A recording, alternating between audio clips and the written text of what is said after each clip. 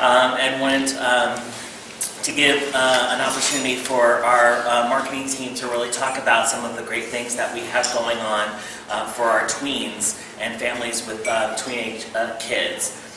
So I want to introduce some folks from our marketing team. You met Sarah Fox this morning from marketing at the panel discussion. We have Harrington and Breanna Suess and Emmee from our consumer insights team. So they're going to talk to you a little bit about some of our efforts for that. And then we'll learn some new stuff from our friends at Disney Publishing. So I'm going to turn it over to Holly and Breanna. Sure. And then after Emmee talk, I'll stay there for a couple of moments here. And then Emmee will take it over. So, as Joel said, we're interested in the tween market and we wanted to understand more about the tween market. And so Emmee has done a great job helping us understand, giving us insights into the tween market, what motivates a tween, what are they looking for. And so that's really been the information and the basis that we're using to develop a marketing campaign. So if you're ready, I'm going to turn it over to you. Absolutely. So like Holly said, we have spent a lot of time and energy and just interest in getting to know the tween market. We've talked to them, we've had them respond to surveys, we've asked them pretty much, what their life is all about, what's on their mind. And the cool thing about them is they're in the tween age, so they love their family, they're heavily influenced by their parents, they're very involved in decision makings in their family. They think that they are, and also their parents think that they are. So when it comes to vacation, it's very much a family discussion and kind of works both ways. And they think that they are making the calls, and coolly enough, parents are listening and taking action on it. We know that they love to vacation, they love to spend time with their family still. They also, when you say what do you want to do on vacation, they want everything. They want variety. They want to do something different every single day, which is really cool. They love theme parks, and their favorite one happens to be Walt Disney World, and particularly the Magic Kingdom. And when they're here, they are constantly in the driver's seat when let's do the blip. I'm going to go on this today, I want to go on here tomorrow, and then tonight we're going to do this. And they don't want to break away from their parents. They want to still be with their parents and hanging out. And they're heavily also connected with their friends. They are the most likely to talk about their Disney vacation with their friends. More than half of them are posting something about their vacation, whether it's before, during, or after on social media. Likely all of those things. And I mean, they love it here, and this is the place for them, and there's so much for them here. And what else can I say about tweens? Hey. And you said that Magic Kingdom was the favorite. Yes. Well, I'm personally a little surprised by that. Can you talk more about how those questions are asked? Yeah, absolutely. Is it their favorite because it has a nostalgia? It's still nostalgia. Yes, they can still relate, and they still love our characters. They still have that passion and kind of fantasy around, kind of believing in princesses, and then of course the nostalgia, and then they love rides, they love thrills. So they've got the characters, and they've also got, the mountains, and even things like Holly's brought up, like the maybe ancillary things like parasailing, and of course water parks. I mean, there's so much to do in the Magic Kingdom in particular, but at Walt Disney World, I think that's what's, what kind of really motivates them. And you ask, how do we know that? The cool thing how we know that is, this study in particular, or these studies where we talk to tweens, they don't know that they're talking to us. So this is not like biased, like, hey, we're Disney, who's your favorite park? Okay, Disney. Like, this is a third party saying, hey, what do you want to do this summer? And there's things, everything from, I want to go to the pool, I want to do a barbecue.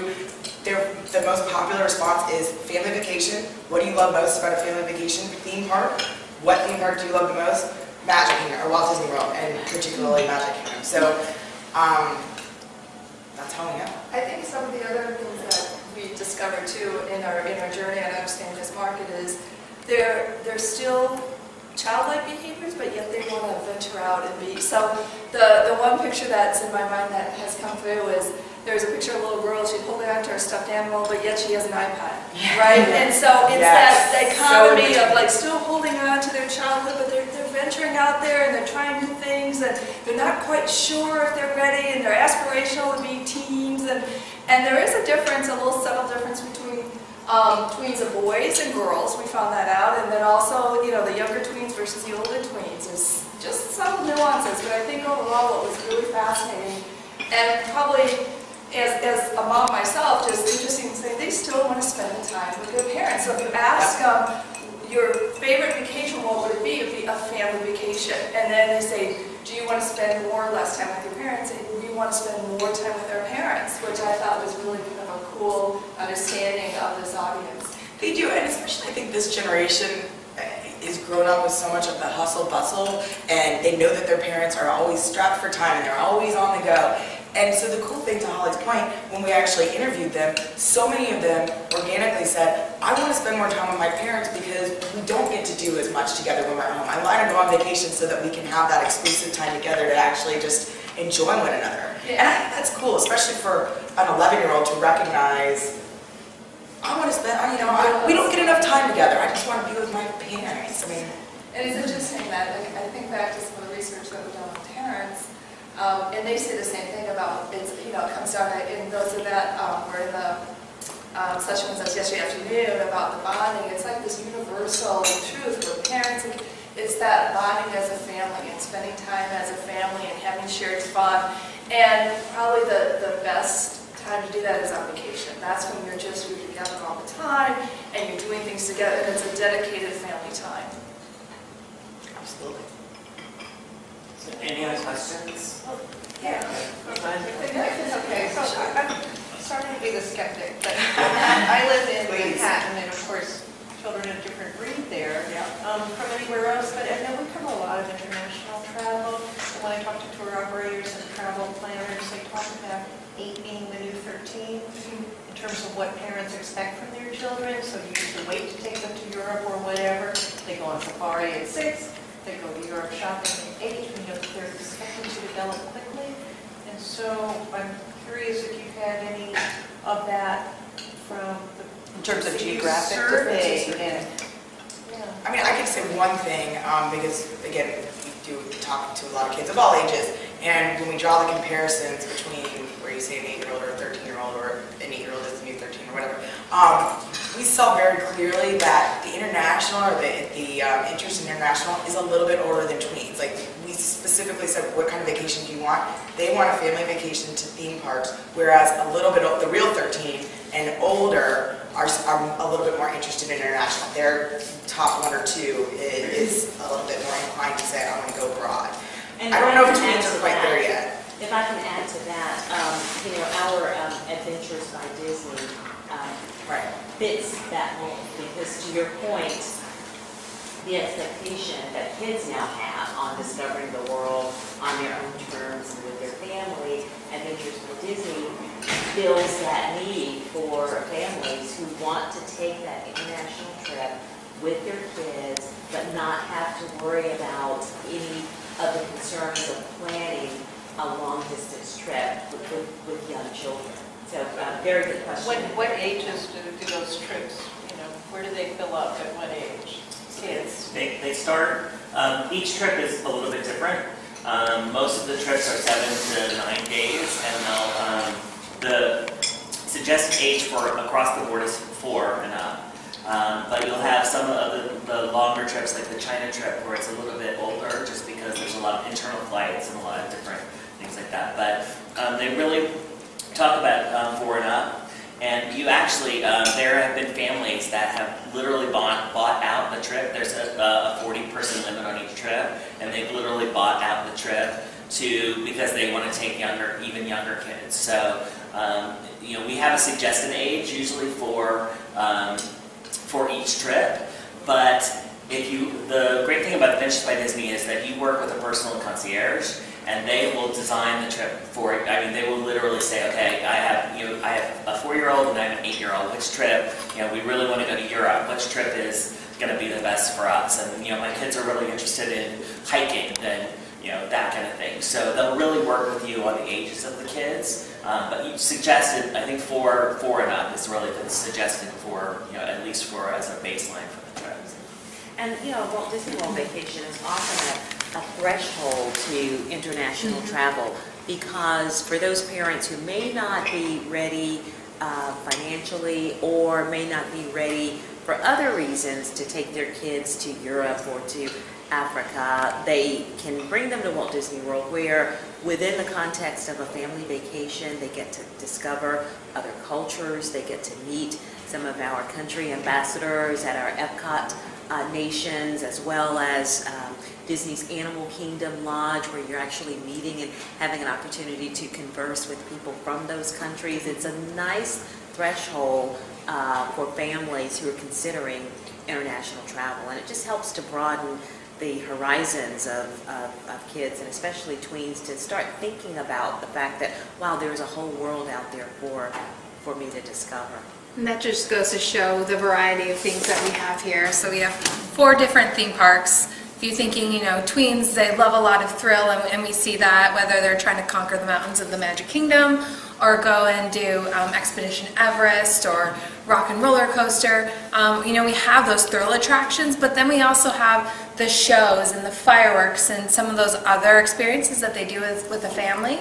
But then beyond that, we have the water parks, or you can go parasailing or surfing at Typhoon Lagoon, or, mom and daughter can go get pedicures at the spa. There's like different experiences for them to do. So I think that's why Walt Disney World really fits the bill a lot. And we know that the tweens are really into researching and finding out things online. So, if you go to DisneyWorld.com, you see the plethora of everything we have to do. So I think that's what also helps them kind of instigate wanting to go to Walt Disney World, because they've done their homework and, they can show their family it's going to be something good for everyone. Do you have a question, Suzanne? Yeah, you had talked briefly about the differences between boys and girls. If you could expand on that, and then if you saw any differences in terms of household income. I think the difference between boys and girls is a little bit of that thrill factor. I think, to Bree's point, I think tweens in general love the variety, love to do all the different things that she just described. Right. But the thrill is a little bit more heightened and a little bit more exciting, or a little bit more of a motivator for boys than it is girls. Girls, tweens, they still have that little bit of nostalgia and interest in princesses and kind of the girly things. They do also kind of want to be it's the tween age, so they're working towards maybe a little bit more adulthood, so doing things like the spas and the pedicures and the kind of girly stuff is exciting for them. They like the thrill, but just the thrill is really big for boys than it is girls. And that's, some other research, that's what came through very clearly, the difference between boys and girls. Yeah. Girls look for that too, but more so with boys. And again, from a personal standpoint, when my kids were that age, we had the little water springs, and so they love going out there because they're on their own, and it's a little bit thrilling, and they're young and they can still do those things. So you come back to what Bree was saying, there's such a variety of things to do for all ages of kids and even tweens, to kind of go out on an adventure and get that thrill and that adventure, but come back and have that family time too. Yeah, and then you asked about the household income, and I don't know if it's necessarily household income or if it's number of experiences with just the Disney brand, Right. which would be associated with Yeah, household income. right. But the only real, tweens of all incomes and walks of life are pretty enthusiastic about Disney. Okay.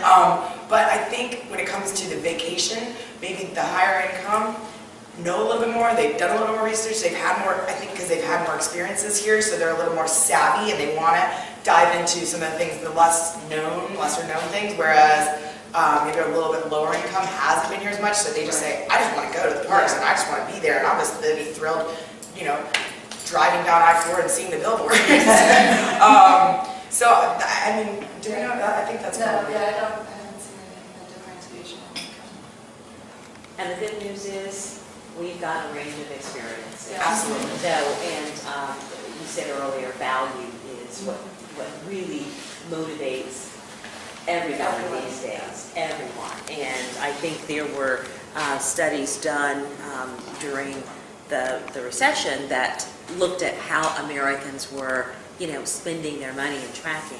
And one of the things that was revealed that was kind of surprising at that time is that even very high income people were really focused on value. No one's spending for spending's sake. It's all about value. And it's also all about those things that have that intangible value. And I think we all have just begun to place more emphasis on the importance of family time and spending it together, because it was just amazing to see families across the range of incomes who saved up their money because they said, you know what, no matter what happens, having a family vacation is just that important to us. And that's why the Disney brand has done so well just over the past several years. Despite all of the economic ups and downs, what we found is that families have prioritized what's important to them. And family time, spending time together, taking the time to take a vacation is what they've determined is really important. And I mean, so true, and just also in this research that we've done, they'll sacrifice anything. Tweens also will. I mean, they're even willing to say, we'll get rid of cable. I'll start walking the dogs in the neighborhood because I want to make this vacation happen. Parents will say, we won't go out to dinner as much. And tweens also, that's one of the things. We won't go out to dinner as much. You don't have to buy me as many toys. And then parents also will do whatever it takes to make it happen. I mean, maybe the vacation will not be as elaborate as it maybe would have been. Maybe they won't do, all the night, maybe they won't go to Cirque du Soleil and also, every single water park, every single, park, but they'll still come and they'll still spend time together and they'll still figure it out and they'll do whatever it takes to make it happen. They're not going to sacrifice the family vacation. One more question for you. You talked about the fact that teens feel they have a big influence on where the family goes and the parents listen. It's often hard for adults to accept the fact that kids and teens are really making a big difference. Can you talk more about your findings with that? Any percentiles of teens that feel they have an important role or anything more about that you could explain on that? Yeah, so it's tweens, and you ask them, they feel that they have some influence over the destination, over where you're going to stay there, over the activities that they're going to do. Again, as Bree brought up, they're doing their research, they're savvy, and so the parents, maybe they don't have time, maybe they don't have the time probably, so they're grateful to hear their kids say, you can go stay at the All-Star Movie Resort and we can kind of map out this itinerary. Do they listen to 100%? No, but the cool thing is when you ask tweens, did you have an influence? I think it was over like 70% said I had some influence. Parents, equally as many said, yeah, my tween had some influence over this destination. We didn't do everything that they wanted, but we definitely, took their suggestions into consideration. Because I think the whole thing too is that the families want their children to enjoy it, so the parents want to go somewhere, a place that the kids aren't going to be moping and say, I didn't want to go here. And they know that Disney is something that they can enjoy, but the kids can as well. Right, and the kids are still, the tweens are still motivated by family time, so they are taking it into consideration with their suggestions. What's something that we can all do together that we're all going to enjoy? Great, thank you. Any other questions? We have a tween. I was going to say, we actually have a tween. You're doing the talking. I'm just quietly listening to everything. Is any of this right? Yesterday, we were gonna go to. We decided whether to go to Magic Kingdom or Epcot. Yeah. And I was like, well, I like Epcot, but I wanted to go to, or it was Animal Kingdom. Animal Kingdom. And so we're like, so finally I was just like, can we please go to Epcot? And we did end up going there. We both had a good time though, because she also liked it, but it was towards my decision. You always had some influence there. Way to use your influential skills. And thank you for mentioning Animal Kingdom, because my son's favorite park is Disney's Animal Kingdom. Yeah. Yeah. I wanted to add something to a comment you made as well that I mentioned while we were having lunch in terms of kind of the transition just from our generation to her generation. We're from California, so we're 3 hours behind you. and we were watching the fireworks show last night, and she is FaceTiming her best friend. Oh my God, of course she was.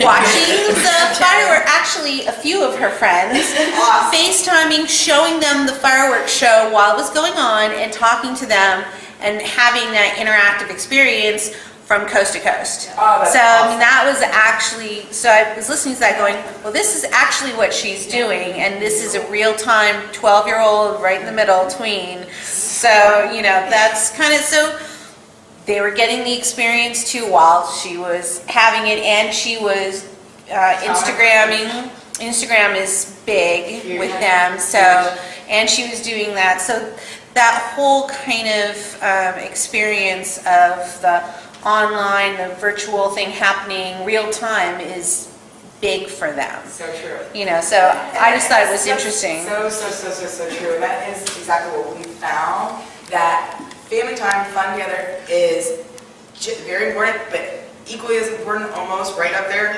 is friends. Telling their friends, being with their friends, sharing their friends, if they can't be with their friends, FaceTime their friends, family friends, all together, theme park, what more could you ask for? She was logged on to my phone so she could get internet, so she could talk to her friend. So it's a big, you know, it's a big part of her world. But to comment to what this other lady said about parents wanting to have their children having an older experience, no. I want my child to stay as young as possible, even though she is getting older, and that, you know, the whole world of technology is something that I just have to deal with as a part of her lifestyle. I want her to stay as young as possible, and I don't want her to have adult experiences. I want her to have experience her age and stay young and be a child as long as possible, because we all know adulthood hits us really hard. So I want her to keep youthful and enjoy those childhood experiences so she can have these memorable moments for as long as possible. So, from a mom of a tween. So any last questions? We just want to thank Holly and Breanna and Emmie for coming and talking to